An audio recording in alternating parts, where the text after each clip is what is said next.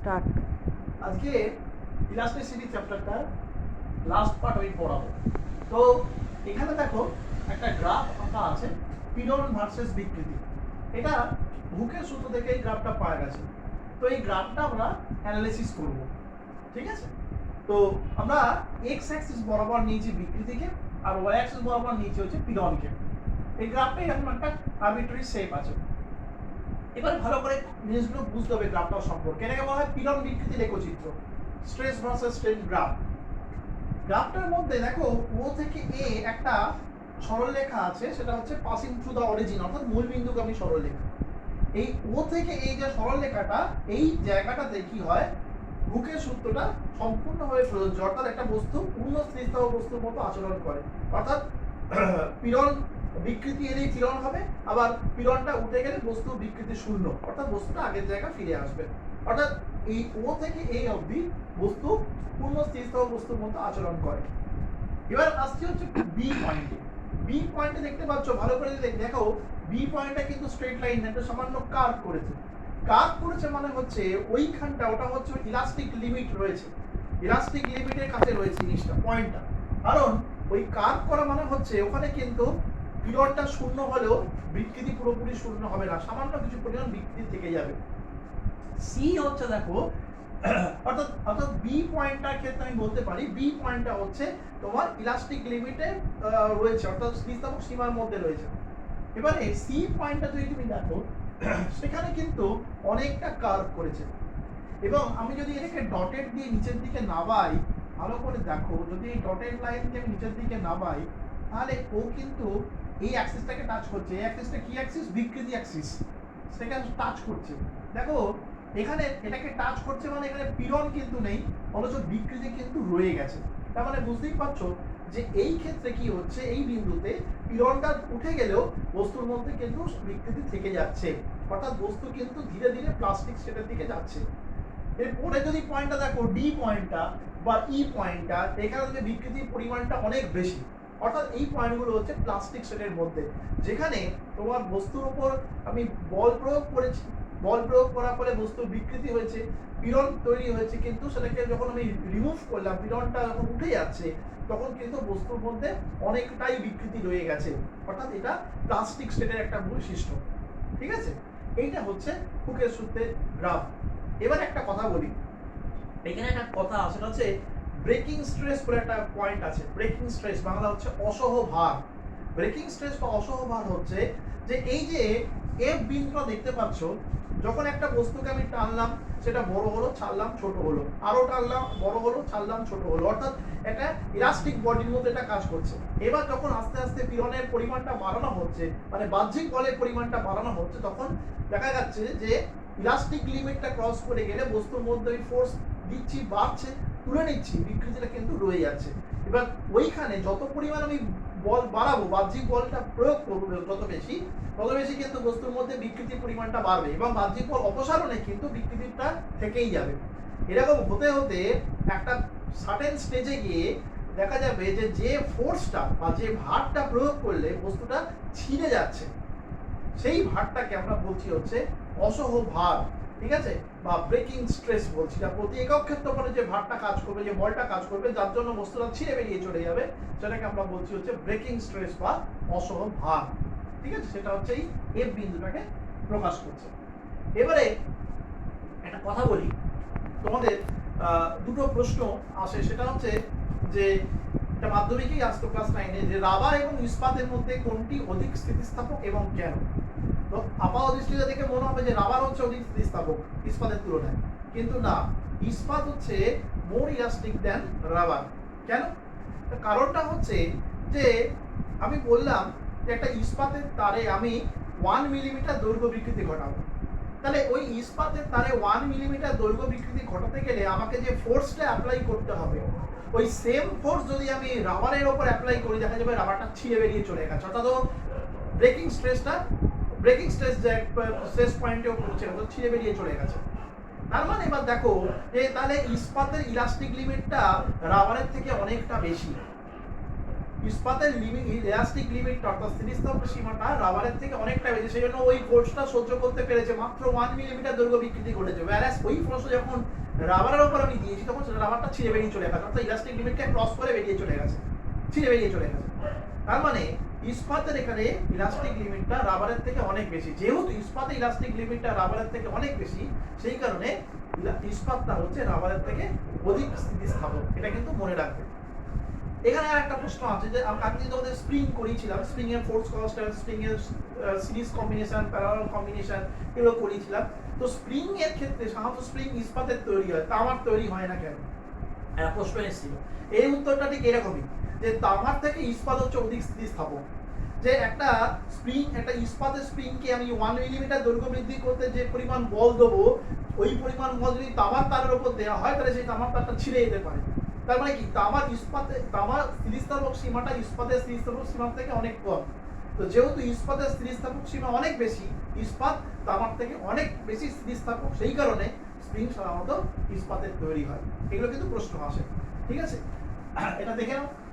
আরেকটা এখানে পয়েন্ট বলে দিই, সেটা হচ্ছে ইলাস্টিক ফ্যাটিক বলে একটা কথা হয়। ইলাস্টিক ফ্যাটিক বাংলায় বলে স্থিতিস্থাপক অবসাদ। ফ্যাটিক মানে হচ্ছে অবসাদ বা ক্লান্তি। সেটা হচ্ছে কি বিষয়টা, যে কোনো একটা বস্তুর ওপর খুব অল্প সময়ের মধ্যে যদি বারবার ধরে বল প্রয়োগ করে তাকে বাড়ানো, বিকৃতি ঘটানো হয়, আবার ছেড়ে দেওয়া হলো, আগের জায়গা ফিরে এলো, আবার বল প্রয়োগ করা হলো, বিকৃতি ঘটানো হলো, আবার বলটাকে তুলে নেওয়া হলো, অপসারণ করা হলো, এই প্রক্রিয়াটা যদি অল্প সময়ের মধ্যে বারবার করা হয়, তখন দেখা যায় যে বস্তুটার মধ্যে বল প্রয়োগ করলাম, বস্তুটার মধ্যে বিকৃতি ঘটলো, এবার বল অপসারণের ফলে দেখা গেল বস্তুটা ঠিক এক্স্যাক্টলি আগের জায়গায় ফিরে আসছে না, ওর মধ্যে কিছুটা বিকৃতি থেকে যাচ্ছে। তো এইটা কেন হয়, যে এই ঘটনাটা বা অল্প সময়ের মধ্যে বারবার ধরে চলতে থাকার ফলে বস্তুর মধ্যে একটা ক্লান্তি বা ফ্যাটিকনেস আসে, এবং তার ফলে বাহ্যিক বল অপসারণ করলেও বস্তু কিন্তু তৎক্ষণাৎই আগের জায়গায় ফিরে আসতে পারে না। এটাকে আমরা বলি হচ্ছে ইলাস্টিক ফ্যাটিক বা স্থিতিস্থাপক অবসাদ বা স্থিতিস্থাপক ক্লান্তি। ঠিক আছে, দেখে নাও, এটা দেখে নিয়েছো। তোমাদের থিওরি পার্টটা এখানেই শেষ হয়ে গেল।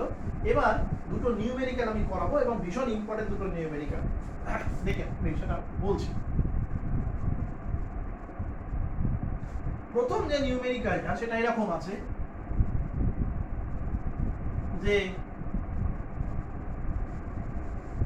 একটি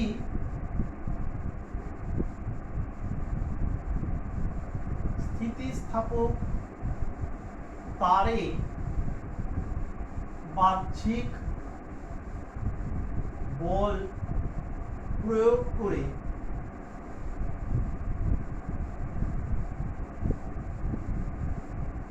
দৈর্ঘ্য বিকৃতি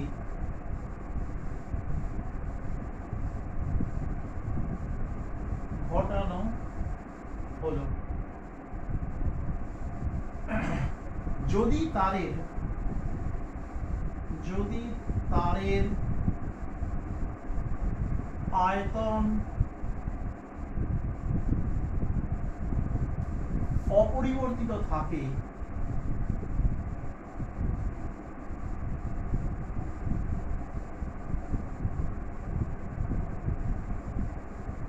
তবে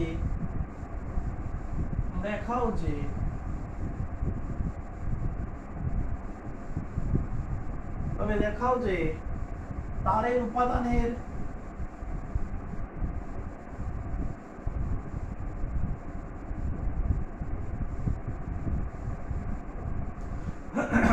পয়জন অনুপাত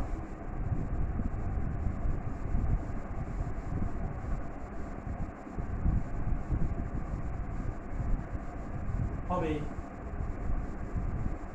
0.5। ভীষণ ইম্পর্টেন্ট প্রশ্ন, এইচএস মানে ক্লাস 11 এ অ্যানুয়ালে এবং হাফ ইয়ারলিতে এটা অনেকবার প্রশ্ন এসেছে, যে একটি স্থিতিস্থাপক তারে বাহ্যিক বল প্রয়োগ করে দৈর্ঘ্য বিকৃতি ঘটানো হলো। যদি তারের আয়তন অপরিবর্তিত থাকে তাহলে দেখা হচ্ছে তার উপাদানের পয়জন অনুপাত হবে 0.5। তার আগে ওদেরকে এটা করতে গেলে ক্যালকুলাস সম্পর্কে একটু ধারণা আমাদের নিতে হবে। এই ক্যালকুলাসের একটা ফর্মুলা আছে, তাকে বলে একটা কথা ডি, এই যে একটা অপারেটর আছে এখানে, এই অপারেটরটা মানে হচ্ছে স্মল চেঞ্জ এটা যে ভেরিয়েবলের গায়ের উপর বসবে তার স্মল চেঞ্জকে বোঝায়। একটা ফর্মুলা মনে রাখতে হবে, ddx of x to the power n, এই ফর্মুলাটা মনে রাখতে হবে, equal to n into x to the power n minus 1।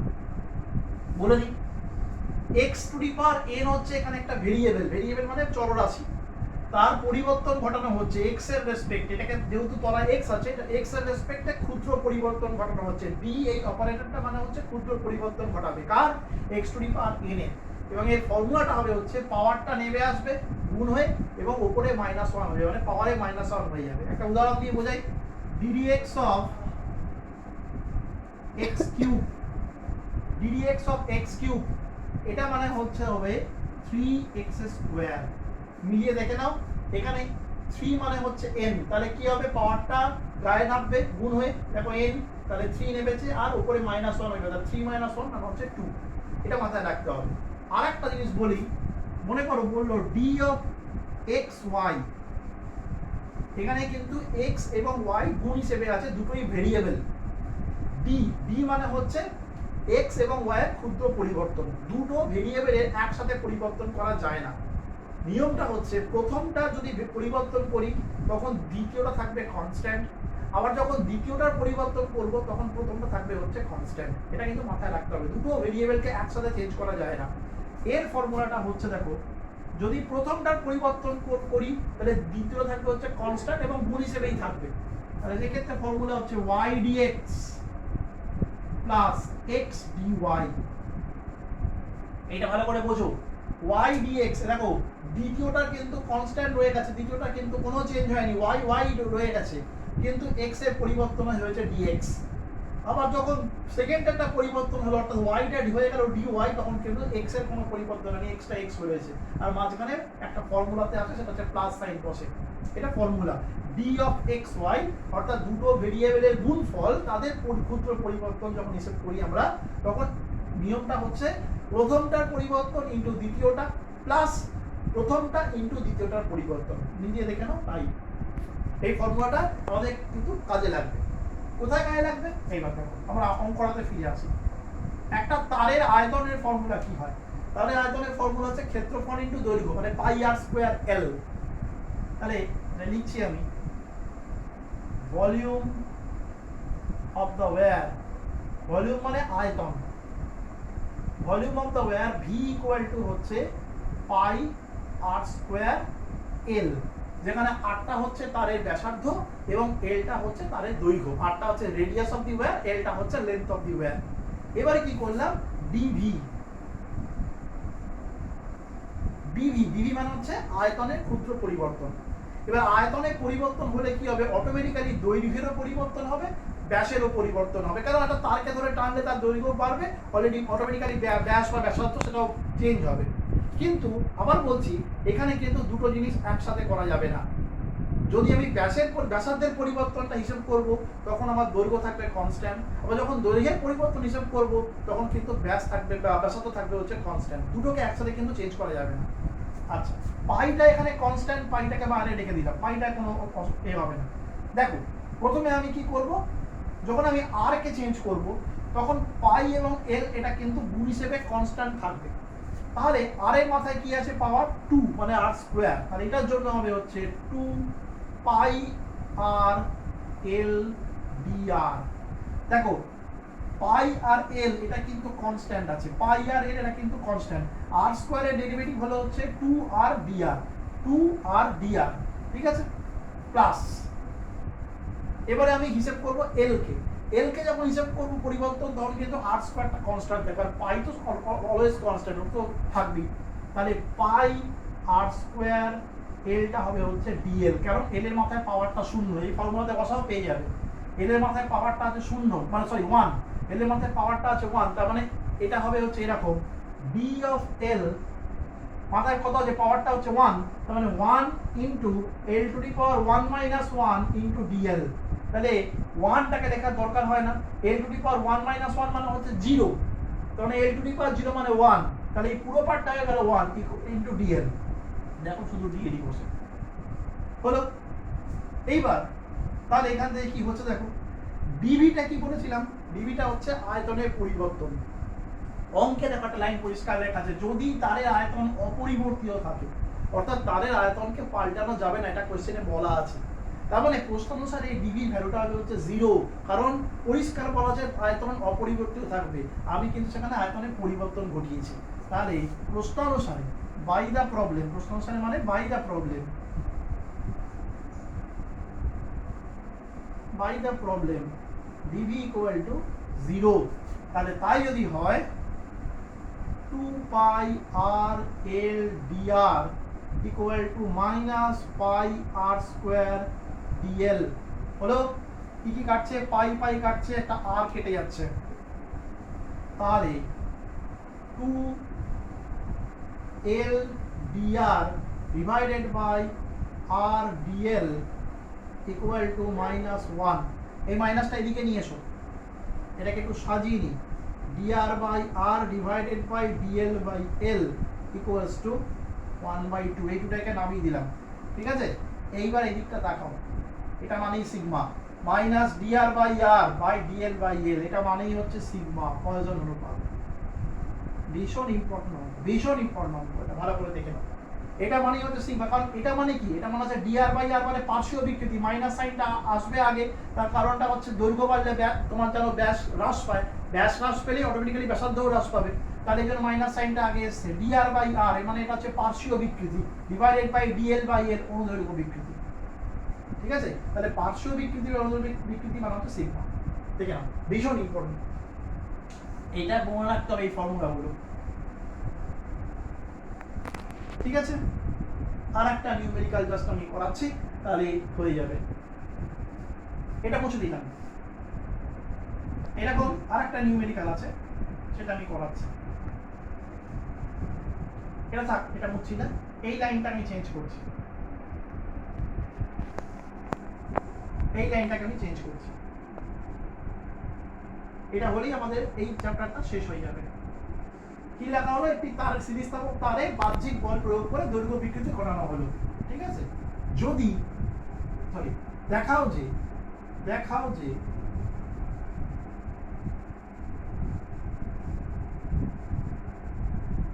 তারের আয়তন বিকৃতি, এখানে বলেছে আয়তন বিকৃতি ঘটছে, আয়তন বিকৃতি is equals to alpha into 1 minus 2 sigma, alpha is equals to 1 minus 2 sigma, যেখানে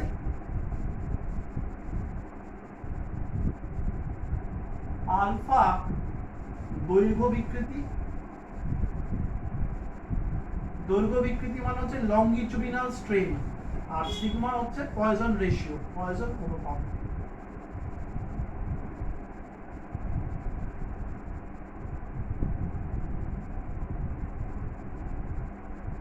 হলো কি বলা হলো, এখানে একটা তারের উপর স্থিতিস্থাপক তারের উপর বাহ্যিক বল প্রয়োগ করে দৈর্ঘ্য বৃদ্ধি ঘটা হলো, দেখা হচ্ছে তাহলে আয়তন বিকৃতি মানে এখানে আয়তনটা পরিবর্তন হবে, ইজ ইকুয়ালস টু হচ্ছে আলফা ইনটু 1 মাইনাস 2 সিগমা, যেখানে আলফা হচ্ছে দৈর্ঘ্য বিকৃতি আর সিগমা হচ্ছে পয়জন অনুপাত। তো আবার কিভাবে কাজটা করব, volume of the wire, volume of the wire তারের আয়তন v equal to pi r square l, এটা ইকুয়েশন নাম্বার 1। এবারে যেহেতু আয়তন বিকৃতি ঘটছে মানে আয়তনের পরিবর্তন ঘটছে, অর্থাৎ ডিভি কে আমাকে বের করতে হবে, ঠিক আগের মেথডে ডিভিটা বের করব। ডিভি ইকুয়ালস টু হচ্ছে তাহলে আগের মতোই 2 pi r l DR plus পাই আর স্কয়ার ডিএল, তাহলে ডিভি ইকুয়ালস টু, এখান থেকে দেখো আমি কি করব, পাই আর স্কয়ার এলটাকে কমন নেব, পাই আর স্কয়ার এলটা কমন নেব, কমন নিলে তাহলে কি পড়ে থাকবে 2 dr বাই r, এটাই তো পড়ে থাকছে, হ্যাঁ 2 dr by r plus dl by l, হিসাব করে দেখো তাই পড়ে থাকছে। এটা হচ্ছে ইকুয়েশন নাম্বার 2। এবারে কি করব, আয়তন বিকৃতি বের করব। আয়তন বিকৃতি ইংরেজি হচ্ছে ভলিউম স্ট্রেন, ভলিউম স্ট্রেন এর ফর্মুলা কি হয়, dv বাই v এটাই তার ফর্মুলা হয় ডিভি বাই ভি। তার মানে 2 নম্বর ইকুয়েশনটাকে 1 নম্বর দিয়ে ডিভাইড করতে হবে। যেই তুমি ডিভাইড করবে 2 ডিভাইডেড বাই 1, এই পাই আর স্কয়ারের পার্টটা কেটে বেরিয়ে চলে যাবে। তাহলে তোমার পড়ে থাকবে 2 dr by r plus dl by l হলো। তাহলে dv by v equal to, এবার dl বাই l পার্টটাকে বাইরে বের করে নাও। এই dl বাই l পার্টটাকে বাইরে বের করো, পুরো থাকবে 1 plus 2 dr by r divided by dl by l dv by v equal to, দেখো এটা মানে হচ্ছে আলফা দৈর্ঘ্য বিকৃতি, এই যে dl বাই l দৈর্ঘ্য বিকৃতি সেটা হচ্ছে alpha, is equals to 1 minus 2 sigma. 2টা যেরকম আছে মাইনাস সাইনটা করতে হাজির হলো, কারণ একটু আগে আগের প্রবলেমটা দেখেছি সিগমা মানে হচ্ছে minus dr by r divided by dl by l।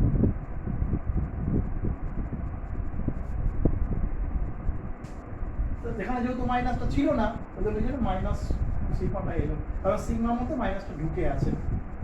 এটা হচ্ছে আমার নিউমেরিক্যাল প্রুফড। ভালো করে একবার দেখে নাও, আজকে ক্লাস এখানে শেষ হবে। হ্যাঁ, এই অঙ্কটা ভালো করে একবার দেখে নাও। এই যে দুটো অঙ্ক করলাম, এই দুটো অঙ্ক কিন্তু ভীষণ ইম্পর্টেন্ট অঙ্ক, পরীক্ষা কিন্তু ঘুরিয়ে ফিরিয়ে দেয় এখান থেকে।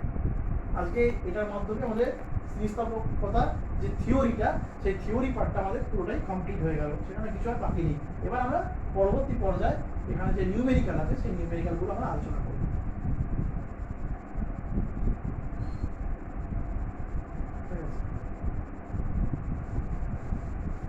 বন্ধ করছি।